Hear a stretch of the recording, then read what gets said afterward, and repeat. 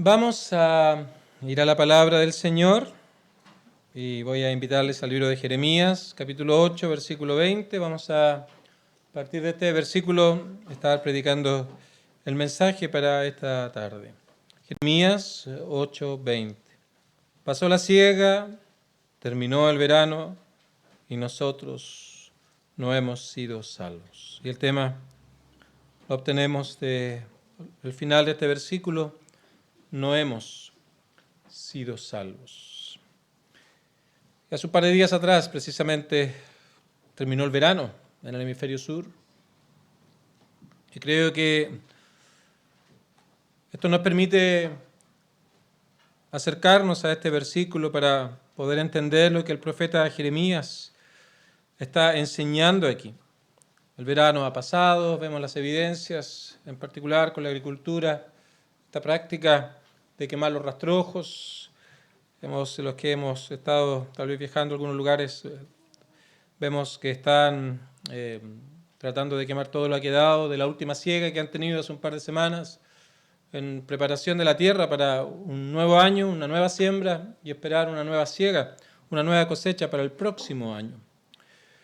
Entonces, es importante considerar esto, cada uno de nosotros, porque lo que el profeta Jeremías está diciendo acá nos debe hacer pensar con respecto a nuestra propia vida, con respecto a quienes somos delante del Señor, porque ante nuestros ojos pasan los años, pasan los meses, pasan los días, y pareciera que no nos damos ni cuenta.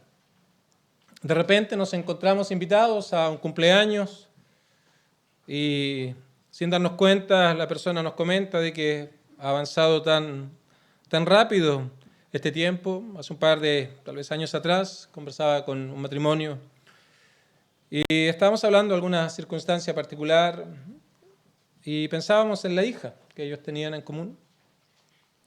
Y les decía: ¿cuántos años han pasado de que nació?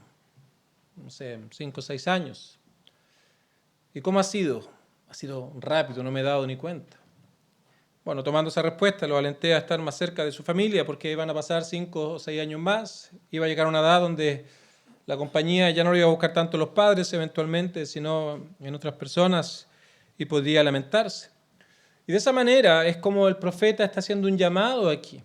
Está, por medio de estas palabras, trayendo un mensaje al pueblo de Judá, porque habían pasado circunstancias que habían afectado completamente la relación de este pueblo con Dios. Así que estamos aproximadamente el año 600 antes de Cristo, aproximadamente 2000 años y 2500 años atrás, donde el profeta Jeremías estuvo incesantemente por 40 años llamando al pueblo a volverse al Señor, a buscar, a conocerle, a estar inquiriendo los asuntos de Dios, tenerlo como su defensor, pero ellos no consideraban este llamado.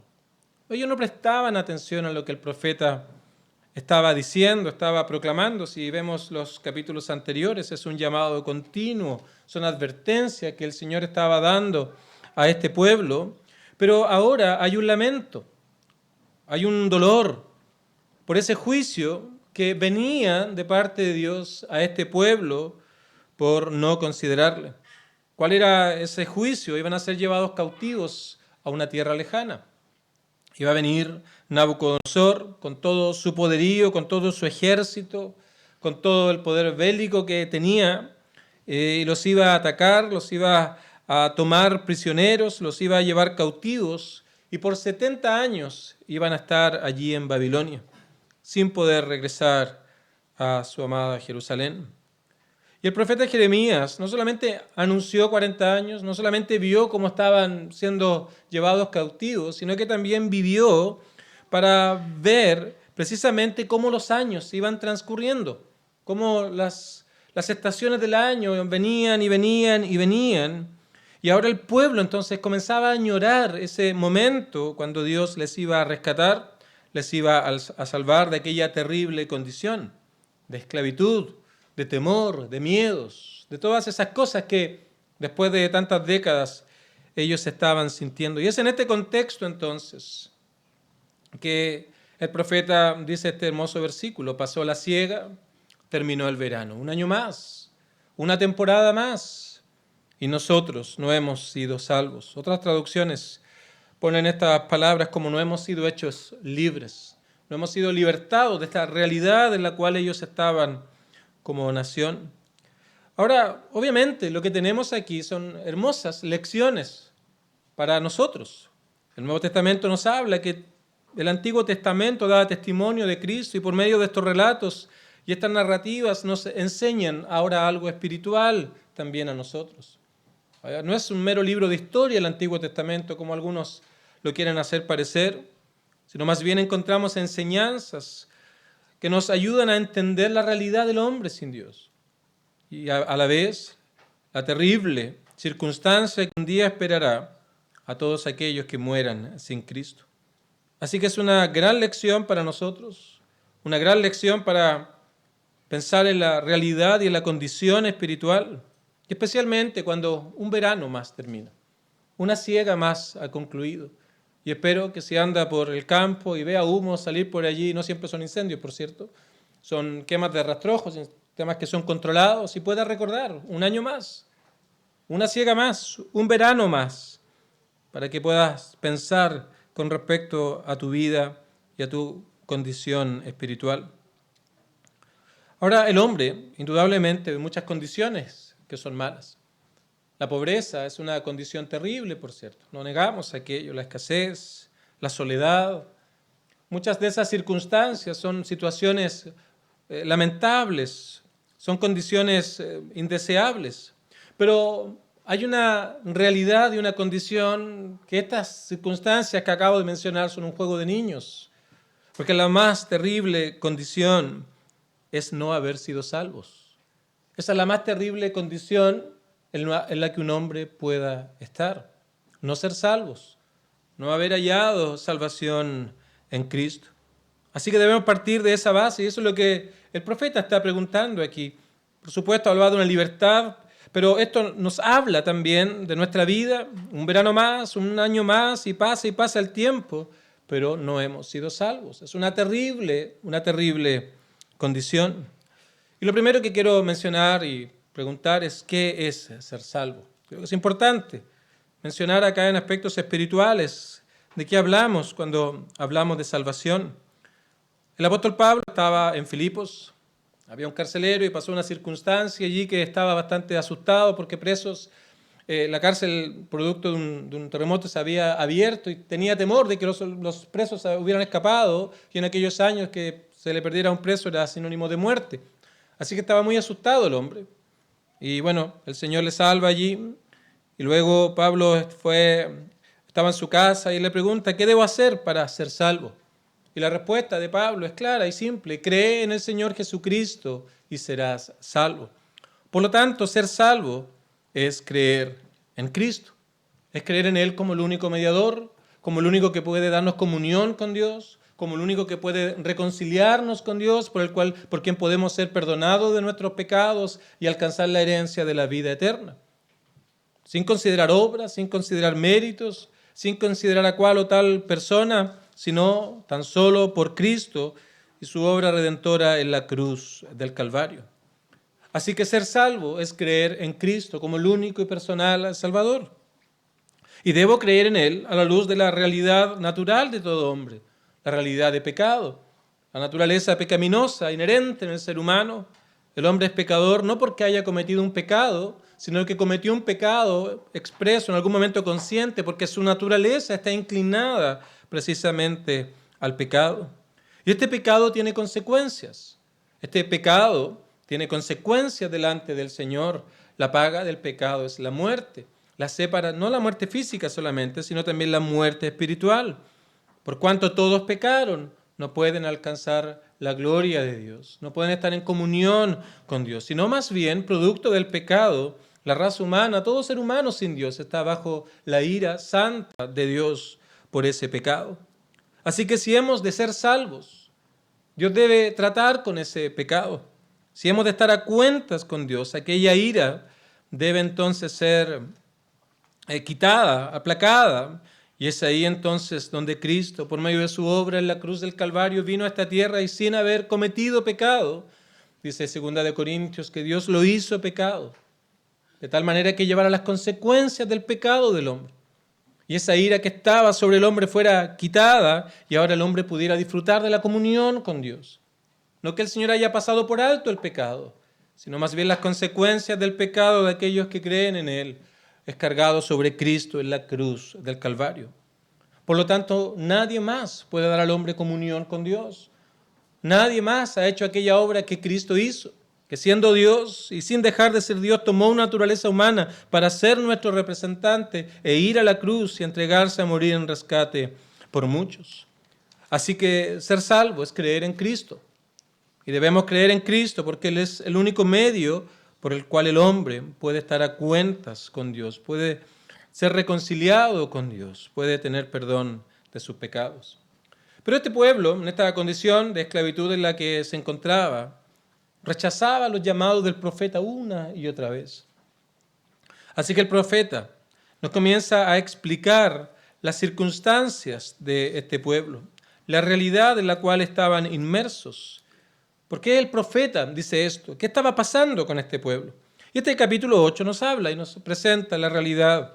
Y vamos a ver cómo esto ilustra a la sociedad actual, a la sociedad que vendrá, a las sociedades que han pasado, porque son características propias del pecado en contra de Dios. En primer lugar, ellos reemplazaron a Dios y se convirtieron en una nación idólatra. Versículo número 2. Hablando de los huesos de los moradores que iban a ser sacados de su sepulcro. Eso nos habla de la fiereza con que iba a venir el conquistador, en este caso Nabucodonosor. Y dice, los esparcirán al sol, a la luna y a todo el ejército del cielo, todos los astros. Y añade a quienes amaron y a quienes sirvieron. Y en pos de quienes anduvieron. Y a quienes preguntaron. Y ante quienes se postraron. Así que este pueblo, en primer lugar, se había olvidado de Dios y había reemplazado a Dios y ahora era una nación idólatra. Y convenientemente fueron idólatras porque estos ídolos le dieron un muy bajo estándar moral.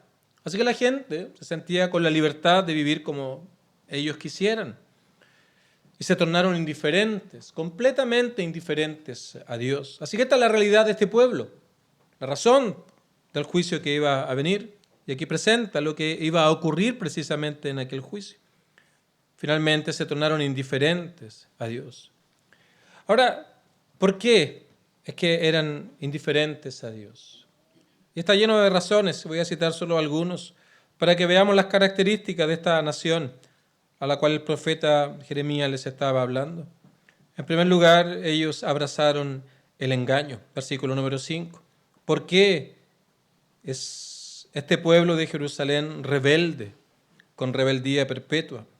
Y añade, abrazaron el engaño y no han querido volverse. Así que ellos abrazaron el engaño, abrazaron la mentira. Esa es una característica de la vida de estos hombres. Abandonaron a Dios y ahora construyeron su propia manera de entender la vida, donde el engaño era parte de todo esto. Y prefirieron vivir en esto.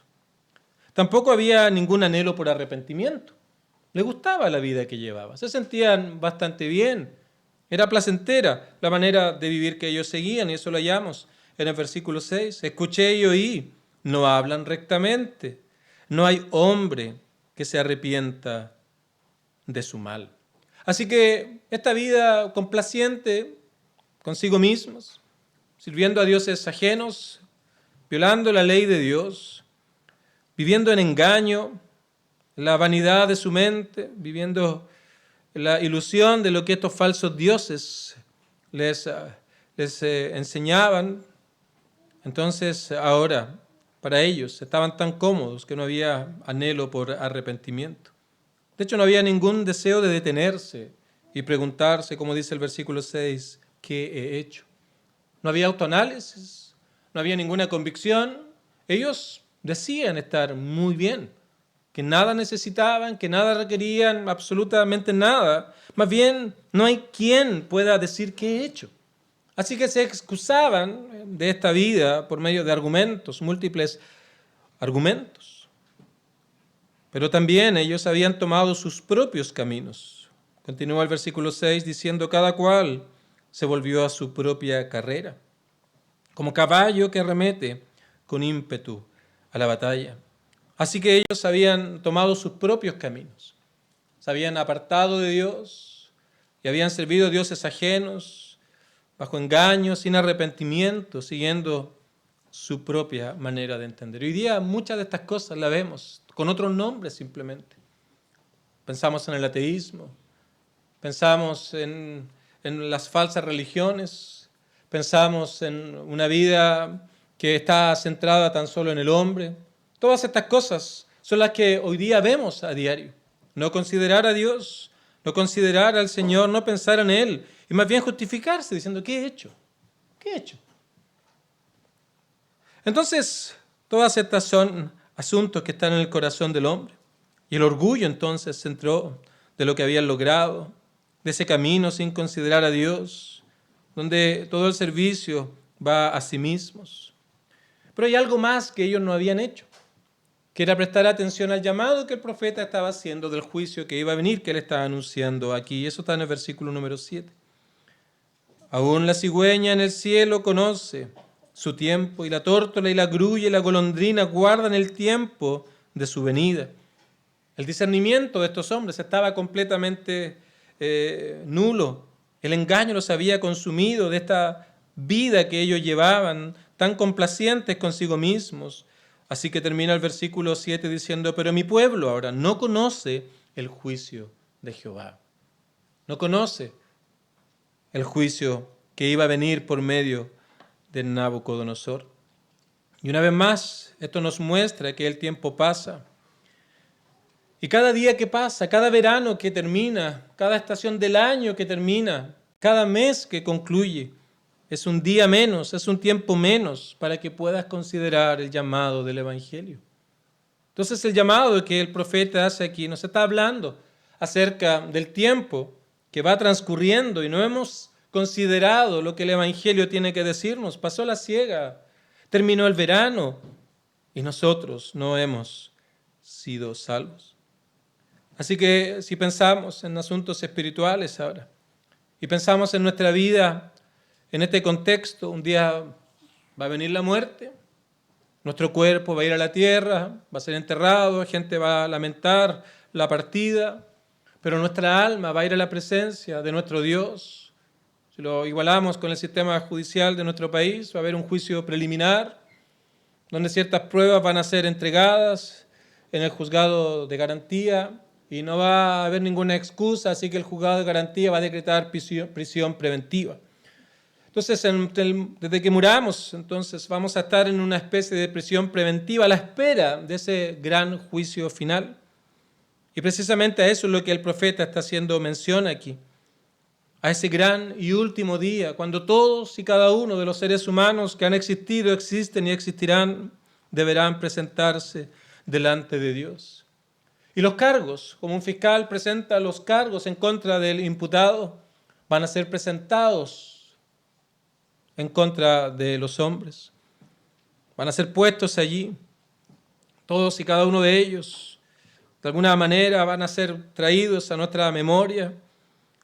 Y más aún, serán conscientes aquellos que mueren sin Cristo de que no habrá nada que tú puedas hacer en aquella terrible condición de no haber sido salvo.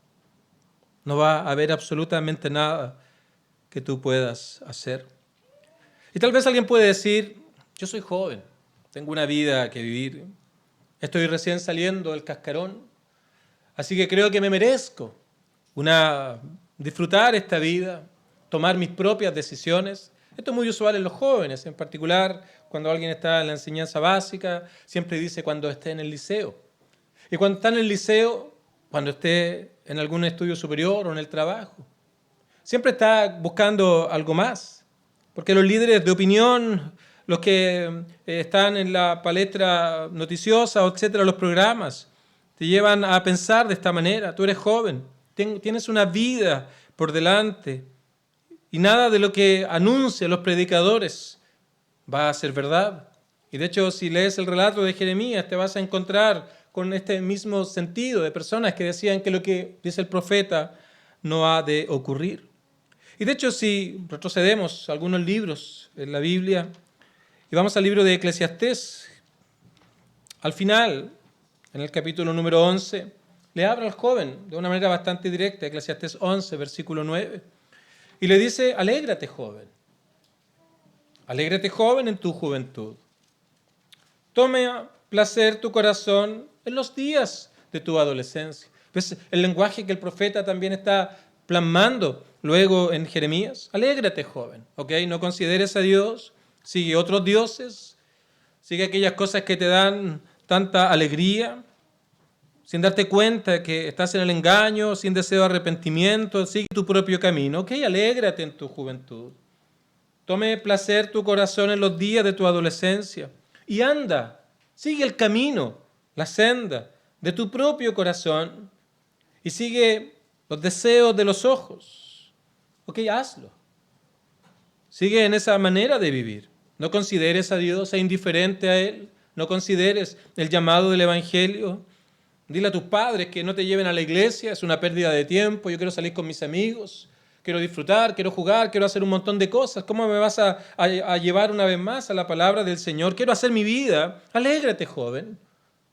Sí, puedes hacerlo, pero debes saber algo, que es lo que el profeta también estaba diciendo en Jeremías, que sobre todas estas cosas te juzgará Dios. Y si vamos al juicio final, este es el lenguaje del profeta: pasó la siega, terminó el verano, sigues con esa vida indiferente a Dios, siguiendo a dioses ajenos, prefiriendo vivir en el engaño, sin preguntarte qué he hecho, siguiendo tu propio camino, pero debes recordar que un día tendrás que presentarte delante del Señor. Ahora, esto puede sonarte amenaza, por cierto no lo es, pero esto es parte de lo que nos espera un día. Y es bueno que lo sepas, porque precisamente vivir en el engaño es no considerar que un día deberemos presentarnos delante del Señor. Así que a todos y cada uno de nosotros, jóvenes, adultos, nos dice la palabra del Señor: sobre todas estas cosas te juzgará Dios. Y la pregunta es: ¿qué vas a decir en ese último día? ¿Has pensado en qué vas a decir? ¿Con qué argumento te vas a presentar a ese último gran día? Si crees que vas a poder presentar algo que vaya a tu favor, tal vez vas a decirle al Señor que vas a ir donde tus amigos, aquellos que te incitaban a todas estas cosas, a no considerar a tus padres, a no considerar un montón de cosas para seguir tu propio camino. Vas a ir donde tus cantantes favoritos, que por medio de sus letras te inducen a hacer todo lo que está en contra de la palabra del Señor. Vas a seguir esas enseñanzas terribles que te traen por medio de sus canciones. Vas a ir a donde los deportistas, que muchos de ellos con estilos de vida bastante laxos, te muestran una manera de vivir que está completamente ajena a la palabra del Señor y los levantas como ídolos a los cuales tienes que imitar. Vas a seguir a aquellos líderes de opinión de la televisión que nos bombardean con sus ideas de una vida basada y centrada en ti mismo. Y vas a ir donde ellos. Vas a buscarles, tal vez, si lo presentamos de esta manera en la fila, no va a ser así, por cierto, pero simplemente para ilustrarlo. Y los vas a ver tan aterrados como tú. Los vas a ver asustados por la vida que llevaban. Y te vas a dar cuenta que están en la misma y terrible situación. Así que tenemos aquí a Jeremías haciéndonos este llamado. Pasó la siega, terminó el verano. Y esta es la más terrible condición en la cual un hombre, un joven, un adulto se pueda encontrar. No hemos sido salvos. Jeremías explicó esto en distintas ocasiones, en distintas maneras, usando distintas ilustraciones, pero ni siquiera querían oírle. Ni siquiera querían ni le prestaban atención a lo que el profeta tenía que decir. Estaban tan cómodos con su manera de vivir. Insisto, estos falsos dioses con un tan bajo estándar moral. Estaban engañados, sin arrepentimiento, sus propios caminos, sin pensar en el juicio que ha de venir. Así que estaban cómodos con esta manera de vivir, sin considerar ningún aspecto espiritual de la vida. Queridos amigos, esto describe perfectamente lo que el hombre es sin Dios aún en estos tiempos. No es algo que tan solo ocurrió hace 2500 años atrás. En estos tiempos vemos esta misma realidad en los hombres que desean vivir autónomos de Dios, ajenos a Dios, sin considerar en absoluto las cosas espirituales, pensando que iban a estar bien y que nada les iba a pasar.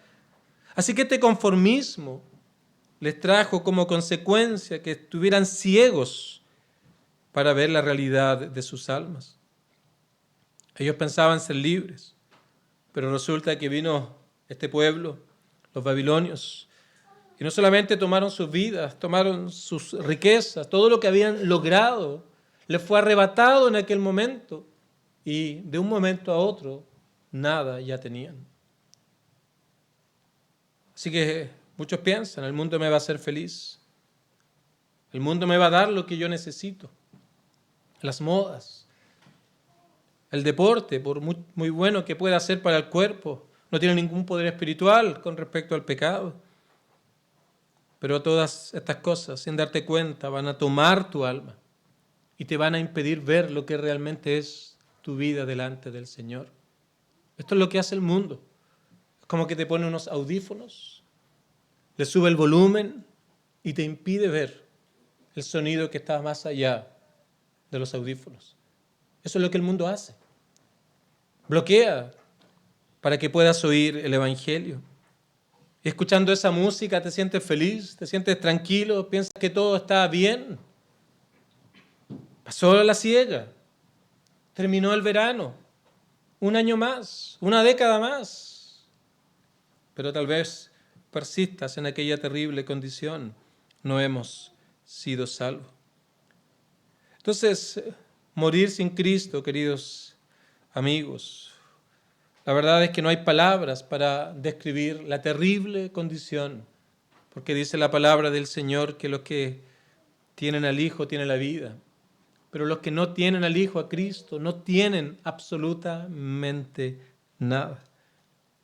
Este es el llamado del Señor aquí. Es un potente llamado, un tierno llamado diciéndote, el tiempo está pasando. Un verano más se ha acabado.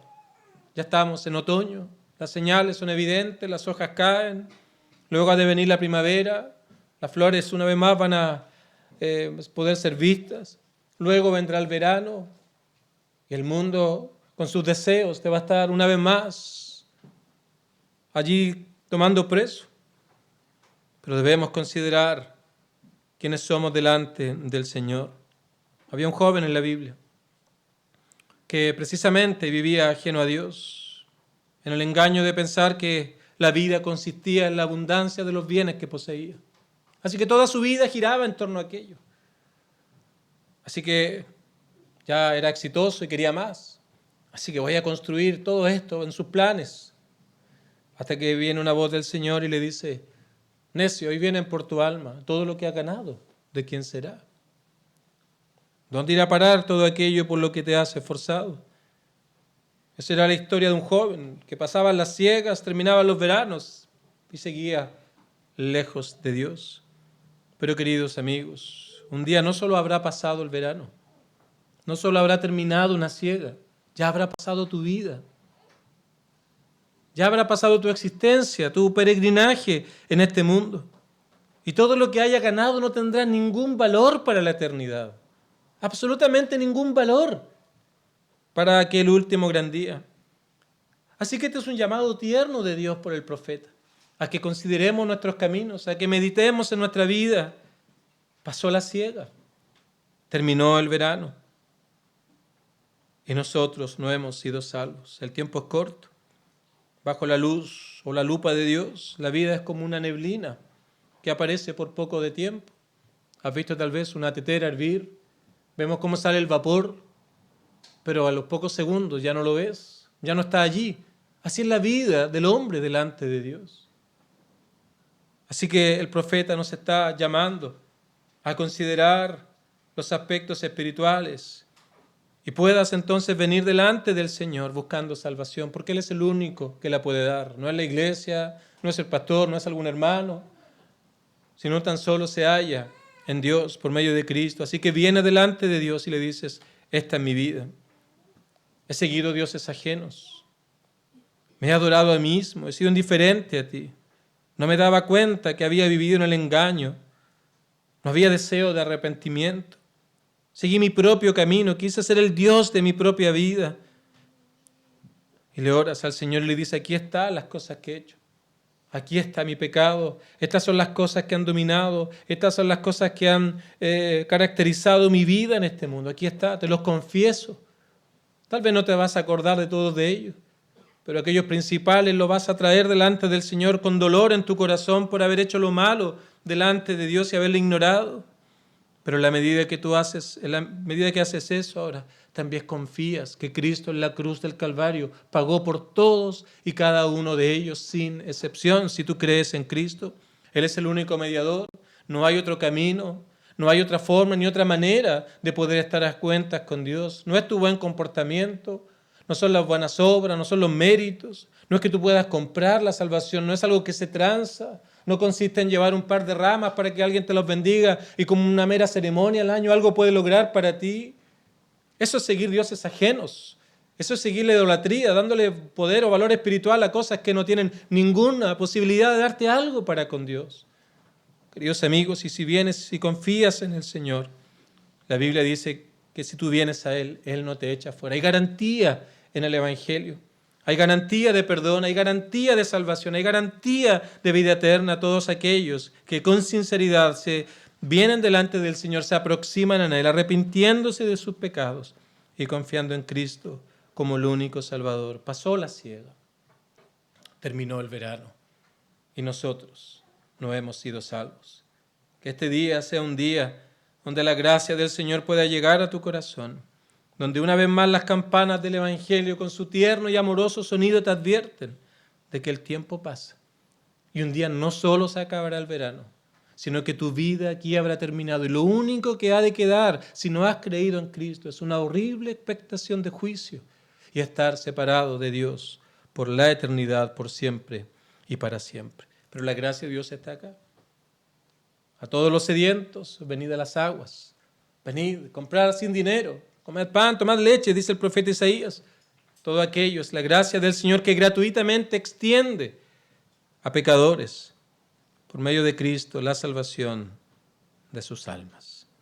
Que el Señor nos ayude a todos.